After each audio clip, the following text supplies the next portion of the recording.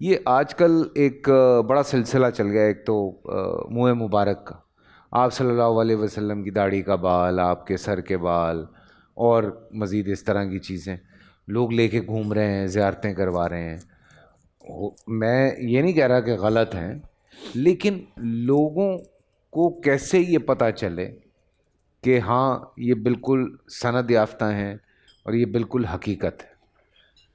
دیکھیں فیصل بھائی، صحابی رسول حضرت سیدنا عبداللہ بن مسعود اور اسی طرح تقریباً 3-4 اور صحابہ کرام سے مروی یہ روایت ہے، جسے امام بیہقی نے اور اسی طرح علامہ ابو نعیم الاصفہانی نے اور اسی طرح شاہ عبدالحق محدث دہلوی نے، امام جلال الدین سیوطی نے انسان العیون کے اندر، علامہ حلبی نے، اور تقریباً 2 درجن سے زیادہ محدثین کرام نے اپنی اپنی کتابوں میں اس کو لکھا ہے کہ صحابی رسول فرماتے ہیں کہ اگر مجھے نبی علیہ السلام کا ایک منہ مبارک مل جائے، میرے پاس ہو، یا پھر ایک روایت میں کسی کے پاس ہو، تو دوسری طرف دنیا جہان کی دولتیں ہوں تو ان سب سے بڑی دولت رسول اللہ کا منہ مبارک ہے۔ سبحان اللہ۔ اب دیکھیں منہ مبارک جو سرکار کے جسم کا حصہ ہے، ذرا سوچئے، آج میرا اور آپ کا بال اگر مل جائے لیبارٹری والوں کو، وہ ڈی این اے کر کے، تو جو میری جسم کا سارا ڈی این اے وہ بال میں بھی تو وہی ہے، وہ ناخن میں بھی وہی ہے۔ بالکل۔ تو یہ منہ مبارک کا مطلب یہ ہے کہ آپ کے گھر میں اگر کسی کے پاس ہے تو اس کا مطلب ہے کہ آپ کے گھر میں جزو رسول موجود ہے۔ اللہ اکبر۔ اور یہ کائنات کی اتنی بڑی سعادت ہے، اتنی بڑی سعادت ہے کہ اس سعادت کا کوئی جواب نہیں ہے۔ سبحان اللہ۔ لیکن کیا یہ جو آج کل ہم دیکھ رہے ہیں کہ 5 وقت کی نماز تو چھوڑیے، ان کی شکلیں ایسی ہیں کہ جن پر لعنت برس رہی ہوتی ہے، اور وہ جناب اکثریت کی بات میں کر رہا ہوں، میں کلوں میں نہیں کر رہا، لیکن دعویٰ کیا ہوتا ہے، فلاں صاحب منہ مبارک کی زیارت کروائیں گے، اور بدتمیزوں کہاں سے ہے جی، یہ فلاں جگہ سے یہ صاحب یہ منہ مبارک زیارت کروانے کے لیے فلاں محفل میں آ رہے ہیں۔ اللہ اکبر۔ او بے ادبو، حضور کا منہ مبارک تمہارے پاس آ رہا ہے کہ تمہیں زیارت کروائی جائے، یا تم وہاں جاؤ جہاں پر وہ منہ مبارک جلوہ گر ہے؟ تو اس لیے یہ بہت سارا کاروبار ہے۔ میں یو کے میں گیا فیصل بھائی، ہر شہر میں 50 لوگوں کے پاس منہ مبارک ہے، اور اس کو کوئی اہمیت ہی نہیں ہے۔ اگر کہیں بات ہو نا، میرے گھر میں بھی ہے سرکار کا منہ مبارک، اور ایسے 9 سرباز، کوئی انڈیا سے، کوئی بنگلہ دیش سے، کوئی پاکستان سے، کوئی اور ملکوں سے وہاں پر جا رہے ہیں، لوگوں سے 1000-2000 پاؤنڈ لے رہے ہیں اور ان کو دے رہے ہیں جی یہ منہ مبارک ہے۔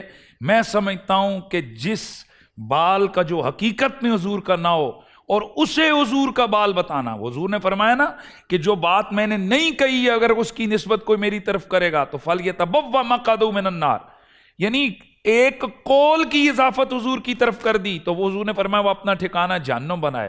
تو جو حضور کے منہ مبارک کسی بال، عام آدمی کے بال کو حضور کا بال کہے، آپ بتائیے وہ کس قدر بدبخت بڑا جہنمی ہوگا۔ اس لیے میں سننے والوں سے کہوں گا کہ اگر تو قرائن سے، حالات سے، شواہد سے، کتب سے یہ بات ثابت ہو جائے کہ یہ واقعتاً حضور پاک کا منہ مبارک ہے، تو اس کا ادب، اس کی تعظیم اسی طرح لازم اور واجب ہے جس طرح ذات رسول کا ادب اور تعظیم لازم اور ضروری ہے۔ لیکن اگر کوئی سند بھی نہ ہو، کوئی پتہ بھی نہ ہو، یہ کہاں سے آیا؟ بھئی ایک حدیث بغیر سند کے قبول نہیں ہے، تو منہ مبارک کیسے سند کے بغیر قبول ہے؟ اور پھر منہ مبارک کی نشانی ہے، شاہ ولی اللہ محدث دہلوی فرماتے ہیں میرے والد گرامی انفاس العارفین کے اندر کہ میرے والد گرامی شاہ عبد الرحیم آپ علیل تھے اور ڈاکٹروں نے علاج کر دیا، تو کہتے ہیں کہ رات کو نے خواب میں رسول اللہ کی زیارت ہوئی تو حضور نے آ کر ان کے جسم پر دست اقدس پھیرے، تو یہ خواب میں ہی محسوس کرتے ہیں کہ بھئی میں ٹھیک ہو گیا۔ تو حضور کے چہرے کو دیکھ کر دل میں خیال آتا ہے کہ کاش مجھے یہ حضور اپنا منہ مبارک عطا فرمائے۔ تو حضور نے اپنے داڑھی مبارک پر ہاتھ پھیر کر ان کو دیا، فرمایا یہ لو 2 منہ مبارک۔ کہتے ہیں جب بیدار ہوئے تو وہ منہ مبارک نہیں تھا، پریشان ہو گئے، کیونکہ حضور نے فرمایا جس نے مجھے خواب میں دیکھا اس نے مجھ ہی کو دیکھا، فَإِنَّ الشَّيْطَانَ لَا يَتَمَثَّلُ بِي، شیطان میری صورت میں نہیں آ سکتا۔ تو شاہ عبد الرحیم پریشانی میں پھر سو گئے۔ کہتے ہیں حضور پھر خواب میں آئے، فرمایا میں نے وہ منہ مبارک لے کر تیرے سرانے کے نیچے رکھ دی ہیں، اب نہیں دیکھا کہ رکھیں کہ نہیں۔ جا کر غسل صحت کیا، تو شاہ ولی اللہ فرماتے ہیں کہ ہر بار ربیع الاول کو ہمارے گھر کے اندر حضور کے میلاد کی محفل ہوتی تھی اور ہم اس کی زیارت کرواتے تھے میرے والد صاحب. کہتے ہیں کچھ علماء نے کہنا شروع کیا یہ تو ڈکوسلا ہے. کہتے ہیں میرے والد گرامی سخت پریشان ہوئے کہ یار یہ تو حقیقت ہے, واقعتاً حضور نے مجھے یہ دیے ہیں. تو علماء نے کہا یہ تو مذاق کر رہا ہے, یہ انہوں نے ڈرامہ لگائے ہوئے. کہتے ہیں کہ ایک دن شدید دھوپ تھی تو میرے والد گرامی اندر گئے, ان منہ مبارکہ کو درود شریف پڑھتے ہوئے باہر دھوپ میں لے آئے. کہتے ہیں جیسے ہی دھوپ میں آتے منہ مبارک فوراً بادل آ جاتے, اندر جاتے دوبارہ دھوپ آ جاتی. تو کہتے ہیں کچھ نے تو مانا, کچھ کہنے لگے نہیں یہ ویسے ہی کہتے ہیں پھر میرے والد صاحب نے 3 دفعہ کیا تو ان ساروں نے جناب توبہ کی, کہنے لگے یہ. اور پھر جو حضور کے منہ مبارک ہے, جیسے حضور کے جسم اطہر کا سایہ نہیں تھا اسی طرح حضور کے منہ مبارک کا سایہ بھی نہیں ہے. اللہ اکبر. تو اگر کوئی آدمی دعویٰ کرتا ہے کہ میرے پاس حضور کا منہ مبارک ہے تو بڑا آسان کام ہے کہ بھئی اس پہ روشنی ڈالیں. اگر اس کا سایہ بن رہا ہے تو جھوٹ بول رہا ہے یہ بندہ, اور اگر سایہ نہیں بن رہا تو سبحان اللہ پھر منہ مبارک ہے.